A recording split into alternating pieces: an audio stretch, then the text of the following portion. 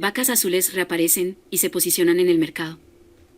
Las vacas azules han pasado de casi llegar a la extinción al posicionamiento en el mercado. En el año 2000 quedaban solo 18 vacas en todo el mundo, actualmente son aproximadamente 1500. Si algún ternero de cualquier color pierde a su madre, la vaca azul es capaz de tomar al ternero y lo hace como suyo.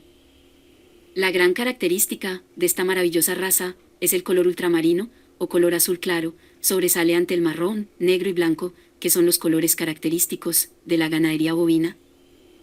En la era soviética, esta raza estuvo a poco desaparecer, pero gracias al apoyo de muchos ha logrado mantenerse y regresar como señal de la identidad nacional letona. Esta raza casi llegó a la extinción porque los comunistas, cuando llegaron al poder, optaron por la producción masiva de lácteos y carne, con lo cual se favoreció un ganado genérico, y esto casi llevó a la vaca azul a desaparecer. En los años 70, la pieza de teatro de Blue One se hizo popular, razón por la cual la vaca regresó a la memoria popular para convertirse en símbolo de la desaparecida identidad letona.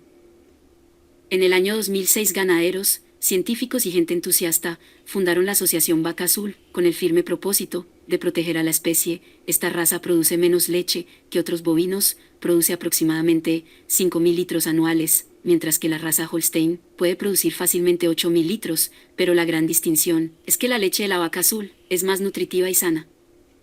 Otro punto a destacar de esta raza es la habilidad para adaptarse a terrenos con condiciones difíciles, ya que puede vivir al aire libre, incluso en temporada de heladas invernales, lo que otras razas bovinas no toleran.